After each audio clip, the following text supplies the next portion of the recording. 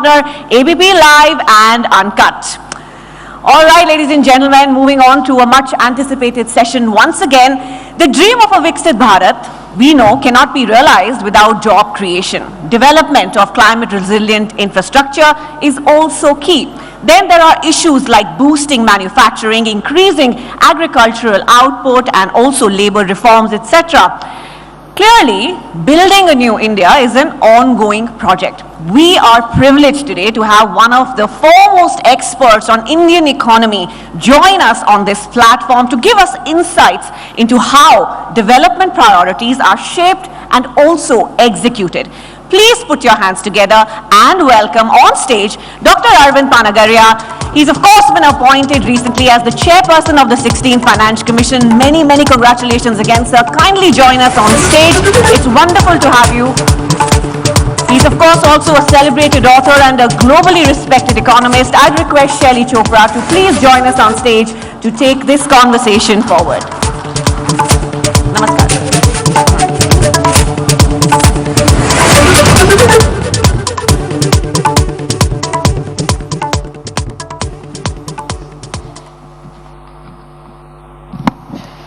Shall we say welcome back to India?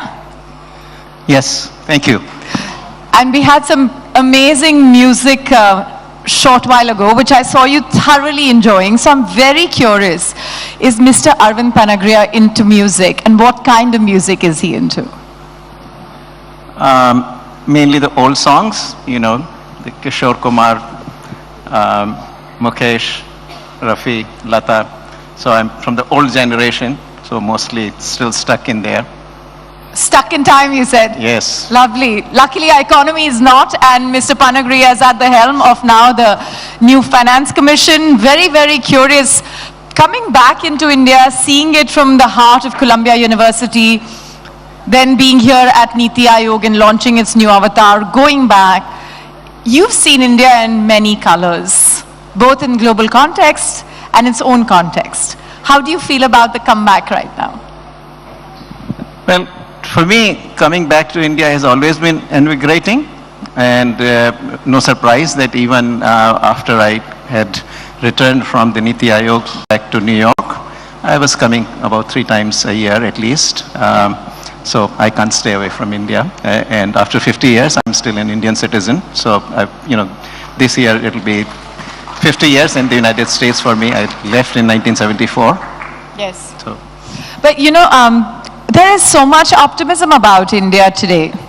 Every single person, from our timelines to our newspapers to any form of text, is talking about the India story. And it's not just about relative to the world. Of course, everything is relative.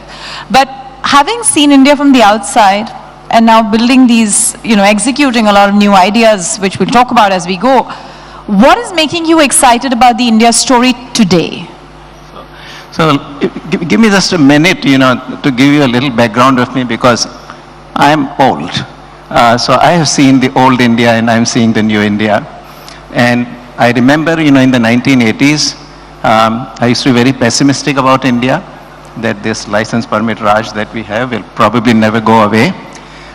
We even used to joke that, economists who work on India are of 2 types, those who are optimists and those who are pessimists.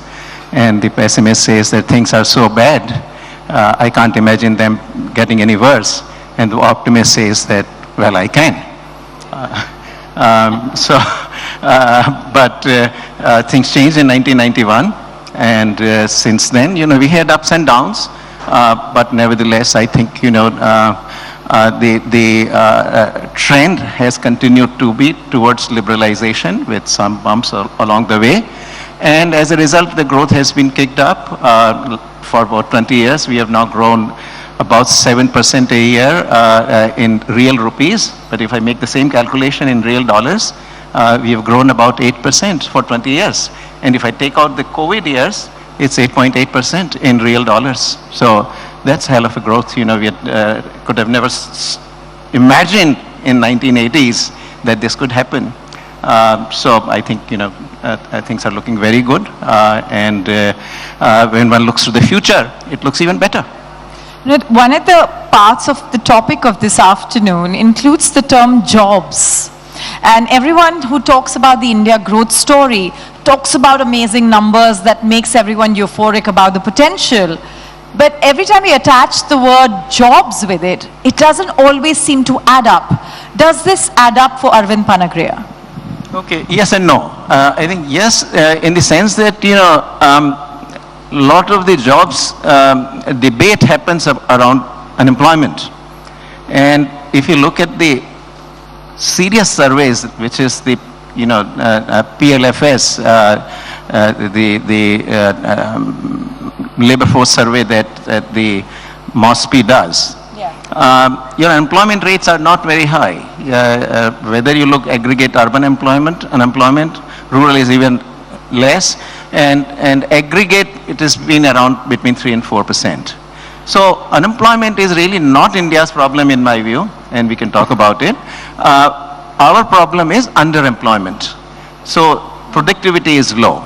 So the job that can be done by one person often gets done by two people or maybe three people.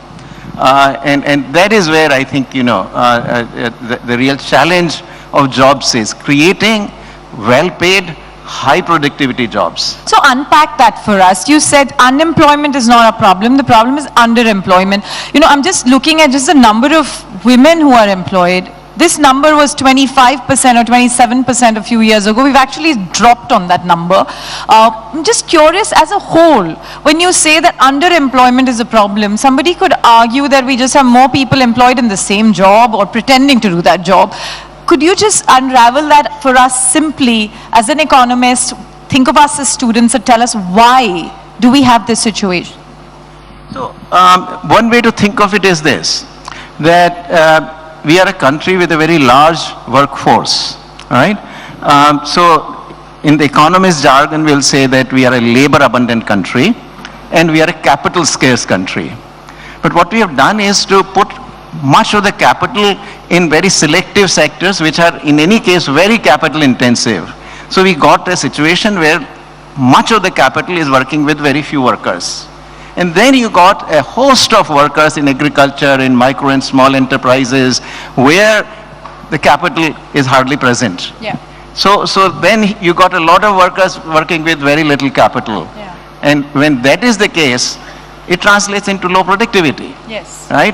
So even for a gardener, for example, if you haven't got the proper tools, he's not going to be able to do the job efficiently. Yes. And so you substitute labor for capital, but there are certain forms of capital which cannot be substituted Yes. by labor. So that translates into low productivity. But this is a fantastic point you make, and it's a realistic point. My question to you is that how are we fixing this? Because it's clear to us that there's no dearth of capital when you can show growth like the growth figures we're talking about, and it's coming through in FDI and coming through in financial institutional capital. But that's not the answer to creating jobs. Yes, I think, this is where you're right, the capital is sufficiently there, meaning our savings rate now has climbed back up, and total investment to GDP ratio has come back to about 34% now, which is, from the peak that we experienced, very unusual in 2007-8, is only 2 or 3 percentage points away. So we are very much there in terms of total capital. What is still happening is that this capital is sitting in industries which employ very few workers. What we need is policies, and part of this problem has been very historical. We started out with incredible kind of license permit Raj on industry. So industry was very shackled. We opened that in the 1990s, but the small scale industries reservation remained. Then the labor laws still have not been reformed. We have passed the labor laws, four new codes, but they have still not been implemented. So, what that of course translates in is that capital really doesn't go where labor is, because think of industries like apparel, footwear, furniture, all kinds of light manufacturing, which all the countries that have grown at 10 or 11%, South Korea, Taiwan in the 60s, 70s and 80s, China in the 80s, 90s and 2000s, they all exported these products in large volumes. We haven't done that. Yeah. And And I think, we still need to fix labor laws, need to fix infrastructure. I think infrastructure progress has been absolutely tremendous. Phenomenal, actually, I should say, in the last 4 or 5 years. But again, we do need to fix the labor laws. Some trade issues also, because, we have, so to compare to other countries, our protection level is higher. That needs to come down. So I think, nevertheless, on the whole, we are in a fantastic sweet spot. These are problems I think will get sorted out, and over the next 10 years, I'm very optimistic that the jobs problem will be solved as well. So, Mr. Panagariya, we last met in 2007-8, on the steps of Columbia University, and I still remember that we were talking about labor law challenges. We are in 2024. We're still talking about labor law challenges. Are we just disillusioned about solving this? Is this something that we have moved the bus from? Because you said capital doesn't chase labor-intensive spaces. Is it time for India to wake up and say, manufacturing, I haven't got it right, I've missed the bus, let me now build on something else? Just curious. I mean, we're actually entering an era where the entire country is talking about semiconductor chips. And a large part of the world has moved on from it. So I'm very curious about your very honest thoughts on these. Look, just quickly on the semiconductors, there's a different argument, and that's a more national security kind of argument, that you don't want to get caught up in a situation in which you don't have access to semiconductors. Okay. So perhaps you could argue about that. But there is no escaping manufacturing. I think it's nonsensical for anybody to say that you can grow the economy on services. Name one country on the face of the earth over the last 150 years which has actually grown and transformed itself without manufacturing. Then what makes you hopeful now in 2024 about India? Why will we get it right now? In India, the reforms have been piecemeal. That is the challenge. Within a democracy, there are a lot of strengths, but it is also the fact that you have to take the people with you. And so the reform process tends to be slow. There is no question about it. You can draw the contrast between India and China, for instance, that, after Mao died in China, Deng Xiaoping came along and he said things were not quite right. That's not the way it ought to be. With the authoritarian system, Deng Xiaoping went in and bang, bang, bang. I mean, he also faced internal opposition, but it still was nothing like what our political class have to face when they make changes. We saw that happen in the case of the farm laws, for example, which had to be ultimately withdrawn. So it is a slower process. Our politicians also understand it, so they do try to evolve some consensus first, and then bring the reforms. And labor law clearly was, remember that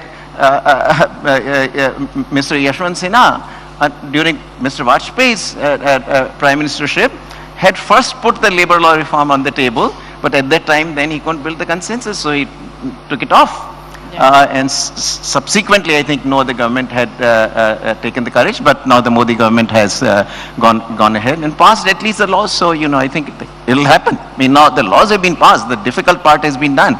It's only that some of the states are dragging their feet in writing the rules and regulations, because laws cannot be implemented without every state writing the rules and regulations, because the old laws have to be repealed. Now you can't repeal the old laws, these are central laws. You can't repeal the old laws for 22 states and not for the other 6 states. So therefore they have to be implemented in all 28 states simultaneously, and that process is ongoing. For most of these codes, most of the states have actually written the rules and regulations, just 2 or 3 states left. It will happen as soon after the elections. So given that the Indian economy has always sort of waited for these disruptive moments, the leapfrog story, what do you think is going to be your 2 biggest priorities in the new role as you look at the India story, perhaps at yet another pivot in the global market? Yes, now in my new position, I think it's a very different job. This is not directly related to the reforms. It has to do with the division of tax revenues between the center and the states and among the states. So this is really, a very low-key. It's almost a political job, by the way. It is turning a little more political, you could say, but largely I think the history of finance commissions has been that it is a very professional body, keeps a low profile, and it does its job. And in the end, I think, it has enjoyed the general acceptance from all political parties, and it has never resulted in any kind of political storm, so to say. Yes. So I hope we can do the same. So not from my side, but I think I can tell you what reforms perhaps we will need to do going forward. So I've already mentioned the labor laws which have to be implemented. We then also need to liberalize the economy a bit further. I think on this issue we have, particularly in 2018-19 fiscal year, because the GST revenues had declined in the early stages, now they are back. In 2018-19 we introduced a lot of custom duties. I think, the original motivation was to compensate for the revenue lost on GST, but then the protection has this habit of not going away that easily, once the tariffs are put in place. So I think we need to liberalize those. We need to also sign more and more free trade agreements. We have done some with Australia, UAE, the one with UK. It looks like it may even happen before the elections are concluded, but certainly after elections will happen. We have to also sign one with the European Union, and I would really love to see down the road, it will not happen within next 3-4 years, but down the road, once we do it with the European Union, we should be ready to sign one with United States as well. So that's one last very important set of reforms have to do with privatization. And on that, the government already has a good policy in place for privatization of public sector enterprises, but also a lot of the banks ought to be privatized as well. So this is the kind of set of reform agenda that the Just on that point, could you talk a little bit more about it? I mean, we've seen some conversation on the banks, we've seen some privatization of government institutions. Are you looking at a specific sector, let's say within banking, outside banking? Just curious. And what makes you optimistic about this divestment? Is it because now there are other private sector organizations that are doing better, in those spaces? Just curious. Or unlocking money, basically. No, look, I mean, unlocking money is also important actually, because, the government does want to invest a lot more on infrastructure, and it is doing it incredibly effectively. The projects that used to take 10 years are being completed in 2 years now. And projects on large scale, the kinds of projects we had never done, we are doing those. So that is a reason also. But I think even bigger reason is one of efficiency, that, once these enterprises pass on to the private hands, they all become far more productive than they were. I mean, look, Air India is a prime example. The government was losing billions of dollars on Air India actually every year. Those losses have now gone off the government's books. And in addition, I've been traveling Air India since it was privatized, and I've never seen, the plane being even 1/10 empty. I think every seat is taken, both in the economy class, business class. At least the flight that I come on from JFK to Delhi, completely full. Service is improved, image is improving, and that in spite of the fact that the interior of this particular plane on this particular leg of the flight is still an old one, but that hasn't deterred, but this is the history also of, I mean, this is the more recent one, but several enterprises had been privatized under Prime Minister Vajpayee. Yes. And every single one of them actually is flourishing. And employment, there's always this bogey is raised that, the private owner will fire the workers, and employment, jobs will be lost and so forth. None of that happened actually. Systematic studies have been done. Employment has gone up, and of course the enterprises themselves have taken off. Yes, in divested entities. Okay, let me just zoom you out of that and talk to you about how today India has a place in the world. And of course, it's very much so driven by that 7 to 8% growth, because where else do you put the money and get growth, right? But I wonder what your take is when you see that not only are we showing financial returns to the world, we're showing a voice of confidence. Has that struck you as a very important difference between the last 4-5 years to where it is today, and how? Yeah, practically all the good things that could happen are happening. And in the opposite side, we sometimes say that the conditions are there for a perfect storm. Now the conditions are perfectly there for India to take the world by storm.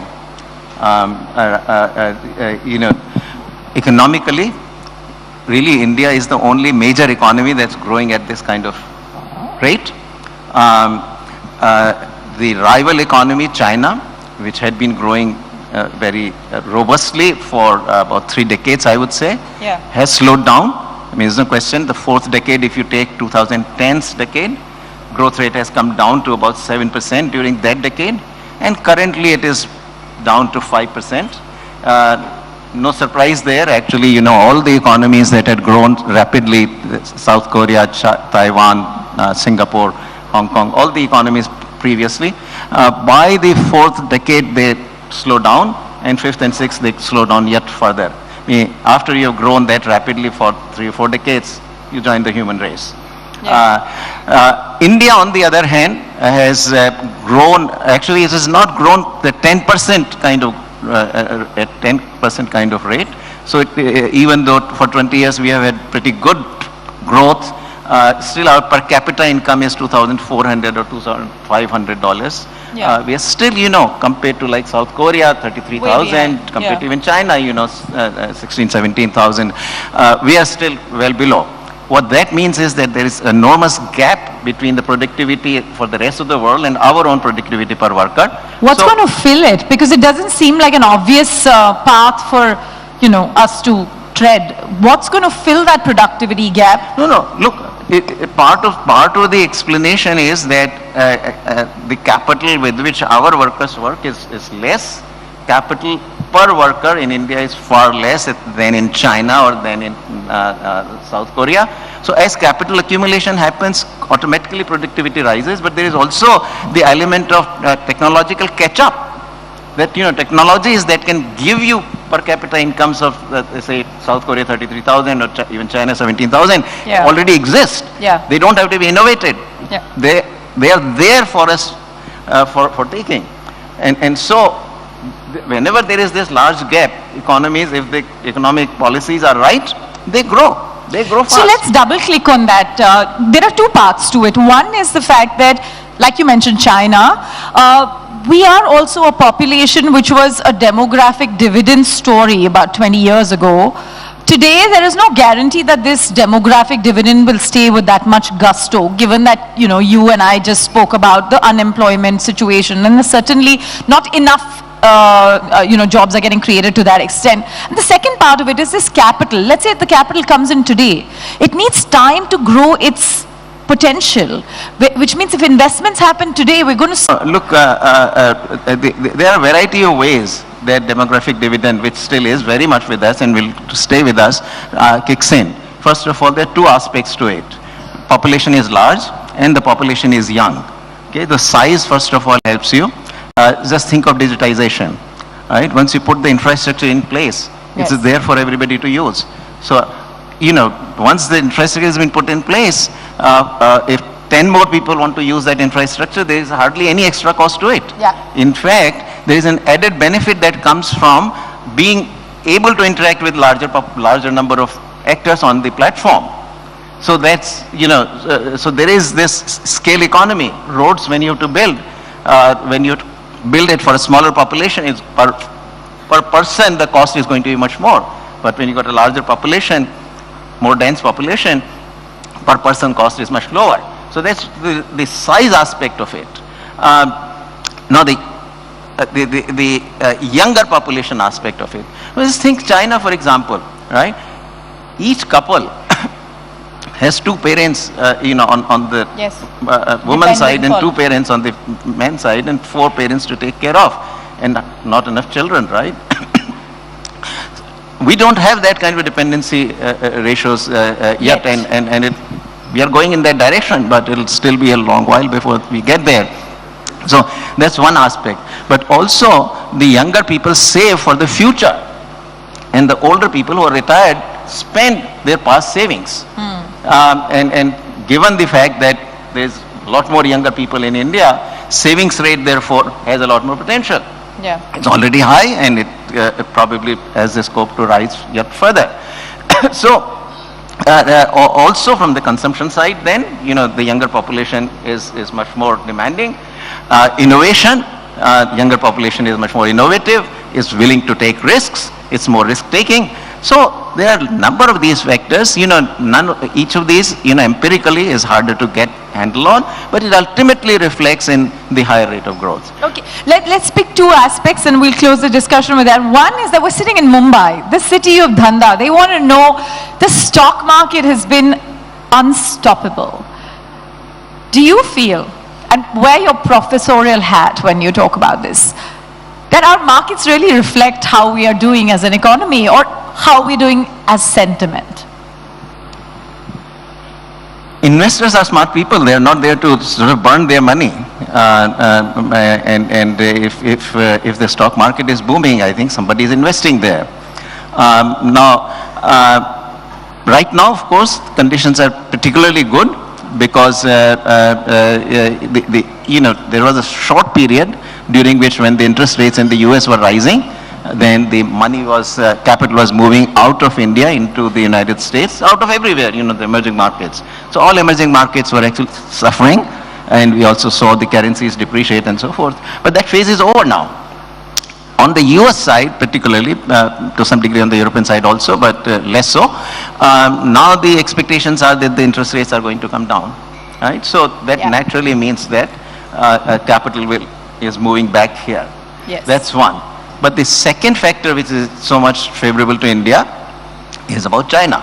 Now, as multinationals move out of China, they have a lot of options. They could go to Vietnam, they can go to Thailand, they can go to Indonesia and so forth. But in the end, I think from the longer run perspective, size matters. Size matters. Yeah. I think at the end of the day, if you're trying to create supply chains which will be friction free, meaning, if you locate them in 10 different small countries, then in the supply chains, products, the components, as they move from one country to another country before being assembled fully in one place, there's a lot of friction at the border. Yeah. But if it's a large country, you can locate the supply chains here, and these things can move in a frictionless way. Yeah. So what we need is still continued reforms, continued liberalization. I think that if that happens, we are the natural successor in this sense as China recedes from the market. Successor to China, is that what you're saying? Sorry? Successor to who? Successor to China. China. Yeah. Okay, my final question to you, and this is linked to a few phrases you constantly use, digital infrastructure. Is that the game changer for India's global story and the success story of the UPI, for example, other than the notional possibility of us, or not even notional, real possibility of us to use it at the Eiffel Tower. But other than that, do you think UPI and many of the allied stacks are going to be one big game changer on a global map for India as we go forward? There is no doubt that it is a very important part of the change, but that's not the only change, right? So on public infrastructure, I think there is no country that has done what India has done. And it's not, merely the story of UPI, but there's a lot of other things that have gone on as well. So on the public infrastructure, we are practically, I can't think of any other country, but there are other areas as well. But on that one, I should say that since perhaps there are a lot of IT captains in the audience also, I think our private industry actually has to do better than it is doing. It has to compete with what China could do. We are still to do those kinds of things. My favorite example. A lot of the times, the industry says that, China did it by protecting, and they got the Googles out and the Facebooks out and so forth. And so this is really a ploy, I think, to get, that Amazon, we can't compete. And so you're saying India's created the infrastructure to take on the opportunity. But let me complete the thought. But look, TikTok was actually banned from India. Why did our IT industry not produce a successor to TikTok here? But why do you think not? That's my question to you. No, but that's the question to the industry, right? I mean, I like the way you're throwing up a challenge there. I hope Bangalore is also listening while we're live. Yes. Fair enough. So, I mean, they are the ones who have to answer, not me. What I'm saying is that, look, that's a space in which somehow I feel that the public sector, the public digital infrastructure has moved far more rapidly. Our industry actually needs to step up. There was a time we were far ahead of China in IT. Yeah. China was much later. But China has zoomed past us there, and I think I'd like our industry to also step up. And IT has new alphabets these days. They are A and I. I mean, we got to create this, especially when a TikTok is taken away. It's the Facebook Shorts that came to replace it. YouTube Shorts, yeah. Not our local homegrown. Okay, so while everyone thinks about how they can potentially take up this challenge that you're talking about, I want to ask you, not in the capacity as the chairman of the Finance Commission, but as Professor Arvind Panagariya, are you happy with the current idea of India? And if not, what would you change? Am I happy with the current idea of India? I mean, I'm an economist, and I'm very happy with the way we are going on the economy.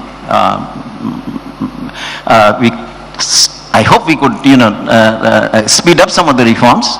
Now I realize that till election happens, we won't see those reforms happening, but soon after the reforms, I think, soon after the elections, I hope we really go. Prime Minister has said that, he's going to make big decisions after the elections. So I'm hopeful that we'll see some big actions happening. And certainly at least the UK-India free trade agreement can still happen now. I mean, before, at least there are signs like it might happen now. Now that you've backed, let's get this done. Thank you very much for joining us. My pleasure. Thank you for having me. Thank you very much indeed, sir. Your insights make us very optimistic about the Indian economy. Please do stay on stage as I invite Avinash Pandey, CEO ABP Network, to join us and present Dr. Panagariya with a memento.